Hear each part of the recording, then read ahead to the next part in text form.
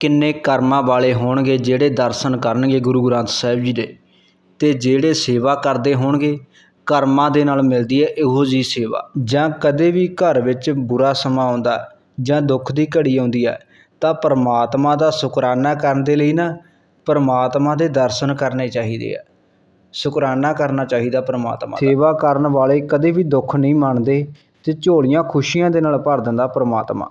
ਉਸ ਪਰਮਾਤਮਾ ਦਾ ਨਾ ਸੱਚੇ ਦਿਲੋਂ ਸਤਿਕਾਰ ਕਰਿਆ ਕਰੋ, ਆਪੇ ਦੁੱਖਾਂ ਦੇ ਵਿੱਚੋਂ ਕੱਢਦਾ। ਜੇ ਬੰਦਾ ਕਿਸੇ ਦਾ ਚਾਹ ਕੇ ਵੀ ਮਾੜਾ ਕਰਦਾ ਨਾ ਤਾਂ ਪਰਮਾਤਮਾ ਰੰਗ ਦਿਖਾਉਂਦਾ ਫਿਰ ਉਸ ਬੰਦੇ ਨੂੰ ਯਾਰ। ਜਿਹੜਾ ਪਰਿਵਾਰ ਪਰਮਾਤਮਾ ਨੂੰ ਸੱਚੇ ਦਿਲੋਂ ਮੰਨਦਾ ਨਾ ਉਸ ਪਰਿਵਾਰ 'ਤੇ ਪਰਮਾਤਮਾ ਮਿਹਰ ਭਰਿਆ ਹੱਥ ਰੱਖੇ ਅਤੇ ਚੜ੍ਹਦੀ ਕਲਾ ਦੇ ਵਿੱਚ ਰਹੇ, ਅਤੇ ਉਹ ਘਰ ਭਾਗਾਂ ਵਾਲੇ ਹੁੰਦੇ ਨੇ।